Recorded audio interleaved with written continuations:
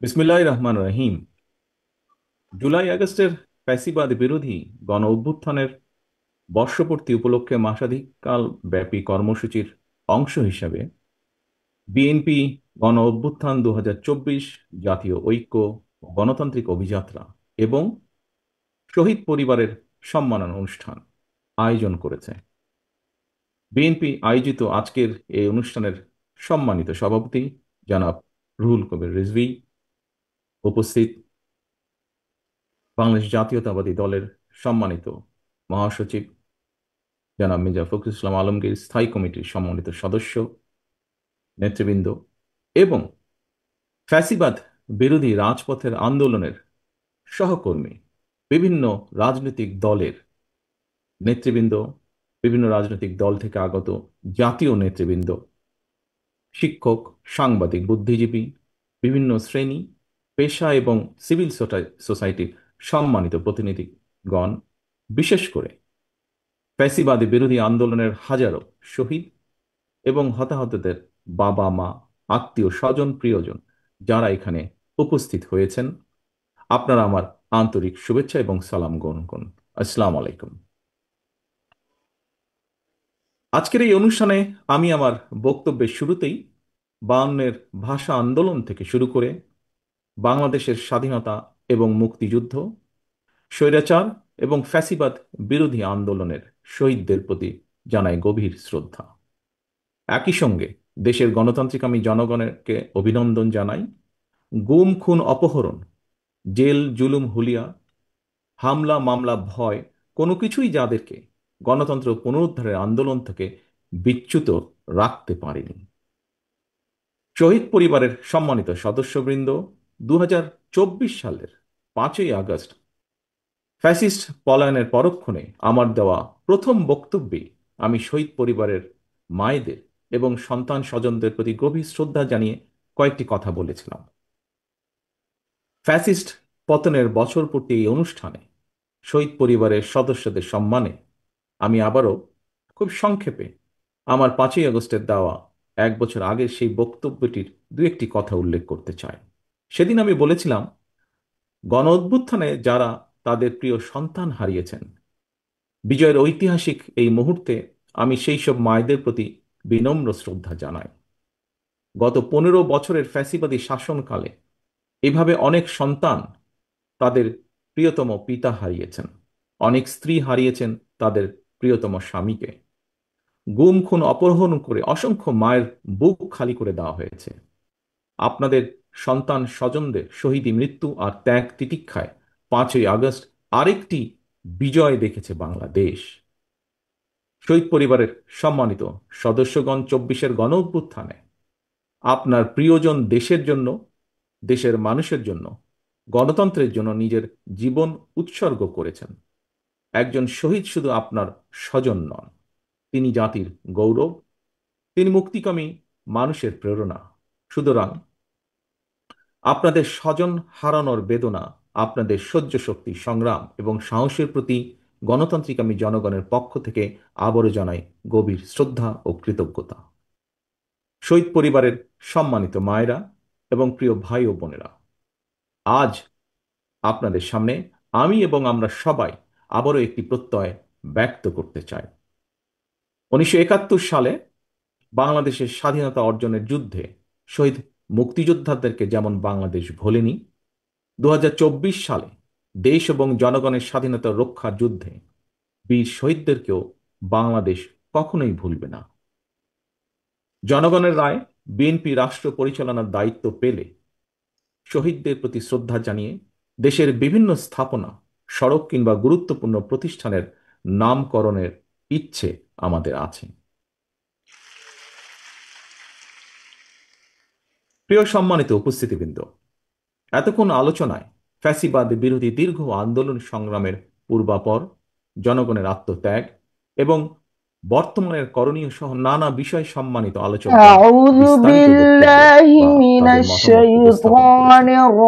আলোচকদের বক্তব্যে যে সকল الرجيم বিষয় উঠে এসেছে بسم الله الرحمن দেশ এবং الرحيم জনগণের স্বার্থে যারা বিভিন্নভাবে আত্মত্যাগ করেছে الحمد তাদের لله رب রাজনৈতিক কর্মী হিসাবে العالمين আমি শুধু আমাদের কিছু الرحمن ভাবনা এবং পরিকল্পনা আপনাদের সামনে الرحيم এবং আপনাদের مالك মাধ্যমে يوم বাংলাদেশের জনগণের সামনে তুলে الدين ধরতে চাই সংক্ষেপে। إياك نعبد প্রিয় ভাই ও وإياك বোনেরা, সম্মানিত অতিথিবৃন্দ, نستعين বাংলাদেশের اهدنا ঘটনাবহুল ইতিহাসের الصراط আরেকটি ঐতিহাসিক রক্তাক্ত অধ্যায় ছিল জুলাই المستقيم আগস্টের صراط الذين দীর্ঘ 1.5 দশকেরও أنعمت বেশি সময় ধরে দেশ এবং عليهم জনগণের উপর চেপে বসা غير ফ্যাসিবাদ বিরোধী المغضوب এই আন্দোলনে عليهم অসংখ্য ولا মানুষ শহীদ হয়েছেন।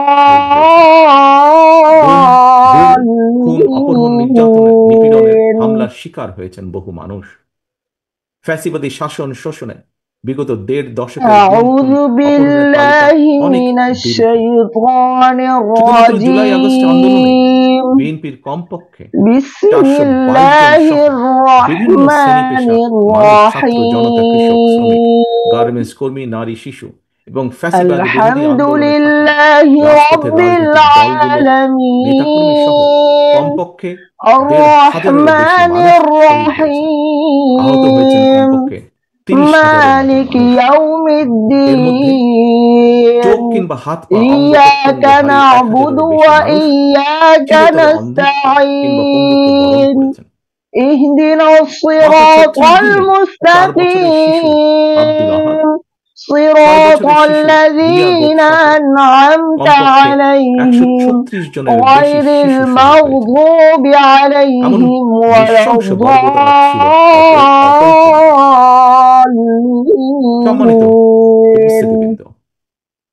71-এর স্বাধীন বাংলাদেশ, 75-এর 7ই أعوذ নভেম্বর بالله من الشيطان الرجيم এবং بسم الله الرحمن الرحيم এভাবেই শহীদ আবু সাইদ, الحمد لله رب العالمين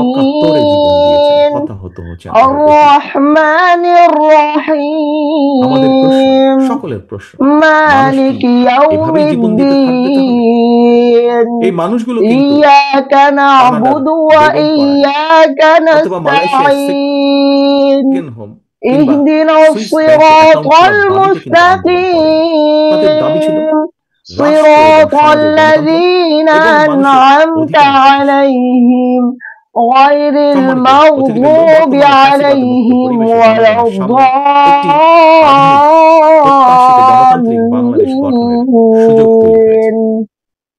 বর্তমান প্রতিযোগিতামূলক বিশ্বে যোগ্যতা এবং সম্মানের সঙ্গে টিকে থাকতে হলে অবশ্যই আমাদেরকে এই সুযোগ কাজে লাগাতে হবে। আরো একবারের জন্য ভুল করা চলবে না। সুতরাং জনগণের বাংলাদেশে জনগণের সরাসরি ভোটে জনগণের প্রতি জবাবদিহিমূলক নির্বাচিত গণতান্ত্রিক সরকার প্রতিষ্ঠা করে লাখো শহীদের কাঙ্ক্ষিত একটি ইনসাফ ভিত্তিক গণতান্ত্রিক মানবিক বাংলাদেশ গড়ার মধ্য দিয়েই শহীদদের প্রতি আমাদের ঋণ পরিশোধের এখনই সময়।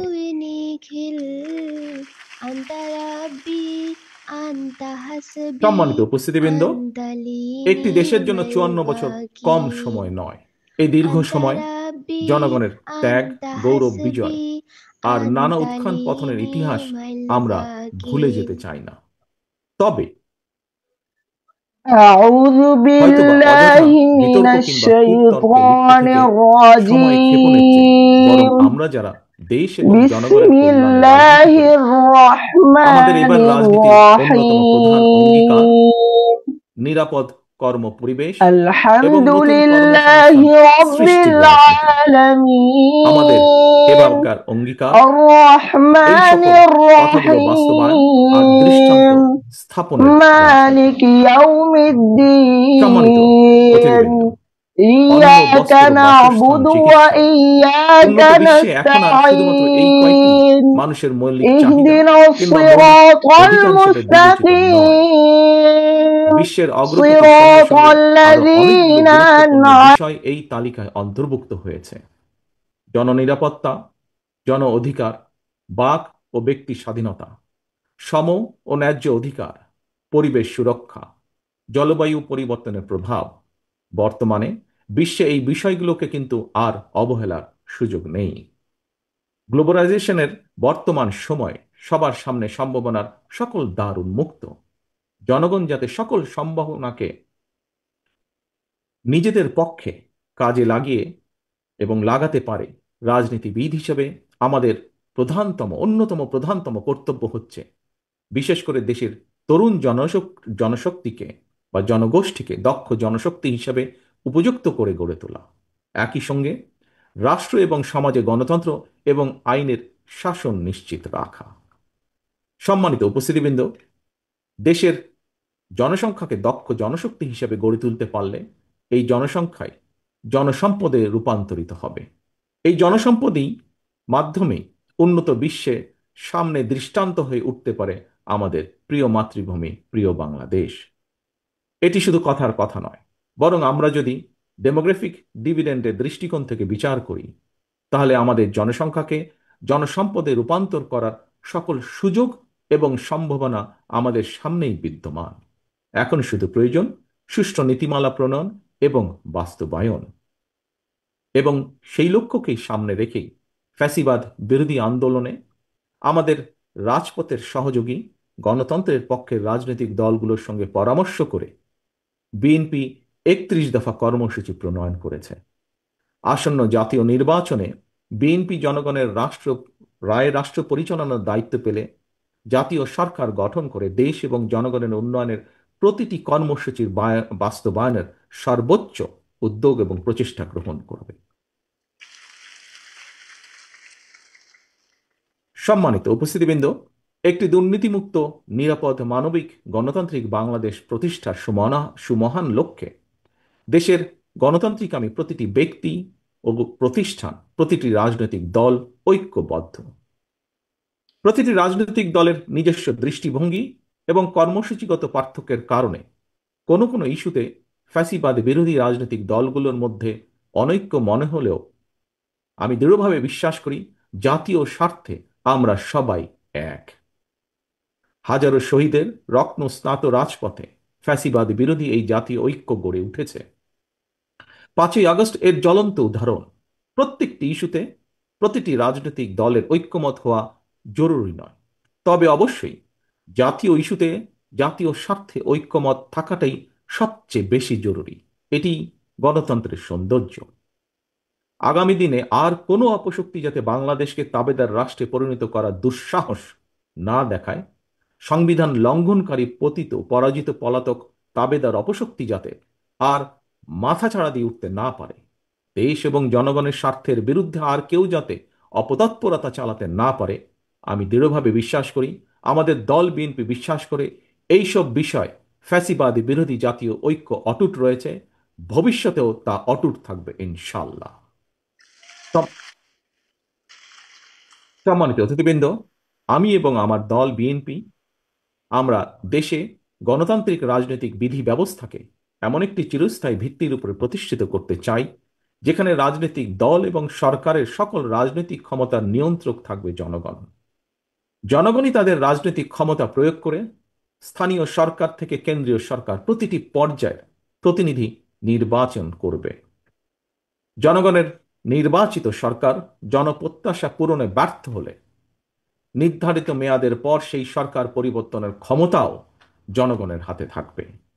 জনগণের রাজনৈতিক ক্ষমতা নিশ্চিত করে এভাবে জনপ্রতিনিধিদেরকে জনগণের মুখাপেক্ষী করে দেওয়া গেলে রাষ্ট্র এবং রাজনীতিতে দুর্নীতি এবং দুর্বার্তনের প্রবণতা কমে আসবে বলে আমি দৃঢ়ভাবে বিশ্বাস করি। সম্মানিত অতিথিবৃন্দ, ফ্যাসিবাদের পতনের পর রাষ্ট্র পরিচালনার দায়িত্ব নেওয়া অন্তর্বর্তীকালীন সরকার জনগণের বাংলাদেশে জনগণের সরাসরি ভোটে জনগণের কাছে জবাবদিহিমূলক সরকার প্রতিষ্ঠার জন্য জাতীয় নির্বাচন অনুষ্ঠানের লক্ষ্যে সক্রিয় রয়েছে।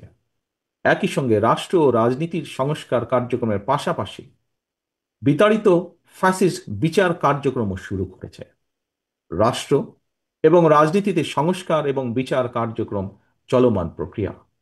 রাষ্ট্র এবং সমাজে গণতন্ত্র এবং আইনের শাসন নিশ্চিত রাখার স্বার্থে জনরায় নির্বাচিত ভবিষ্যৎ গণতান্ত্রিক সরকারও অন্তর্বর্তীকালীন সরকারের শুরু করা কার্যক্রম অব্যাহত রাখবে, আমি দৃঢ়ভাবে বিশ্বাস করি।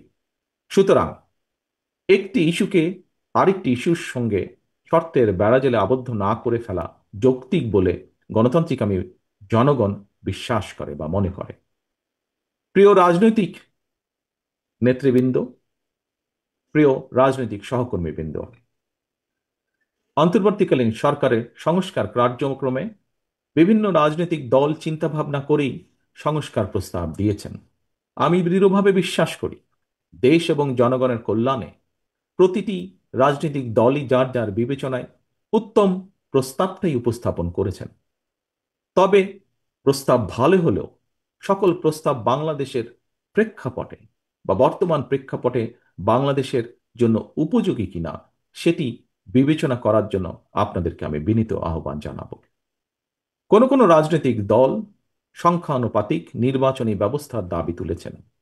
বিশ্বের কোনো কোনো দেশে সংখ্যানুপাতিক নির্বাচনী ব্যবস্থার বিধান রয়েছে। তবে বাংলাদেশের বিদ্যমান বাস্তবতায় এবং ভৌগোলিক রাজনৈতিক প্রেক্ষাপটে এই মুহূর্তে বাংলাদেশের জন্য এই ব্যবস্থাটি কতটুকু উপযোগী অথবা উপযোগী কিনা সেটি গুরুত্বের সঙ্গে ভেবে দেখা জন্য আমি সকলের প্রতি অনুরোধ রাখব। বাংলাদেশের গণতান্ত্রিক বিধি ব্যবস্থাকে শক্ত ভিত্তির উপর প্রতিষ্ঠিত রাখতে হলে, বাংলাদেশকে তাবেদার মুক্ত রাখতে হলে এই মুহূর্তে জনগণের ঐক্য সবচাইতে বেশি প্রয়োজন।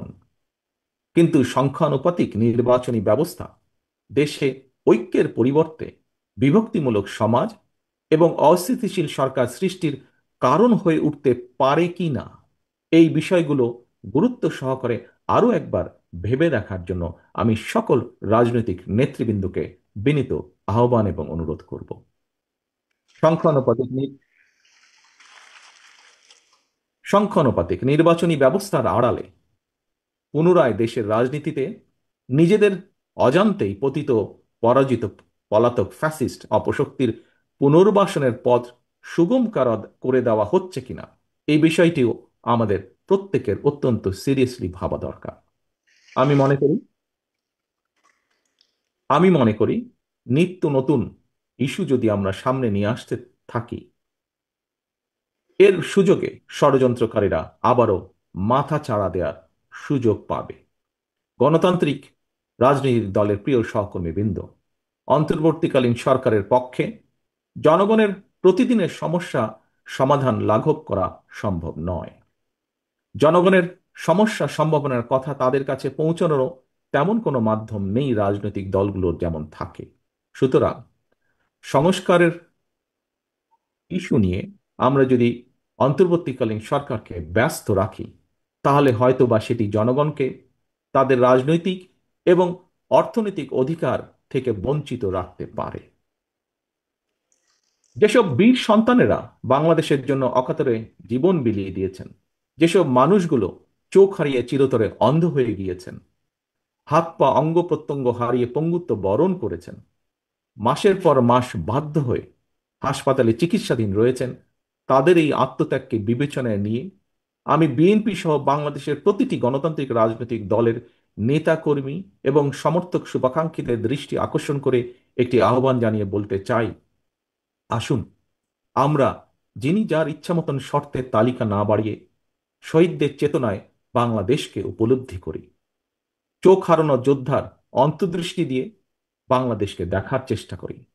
চিকিৎসাধীন এবং আহতদের আর্তনাদের সঙ্গে একত্রিত হয়ে শহীদদের আকাঙ্ক্ষার আলোয় বাংলাদেশকে আমরা গড়ে তুলি।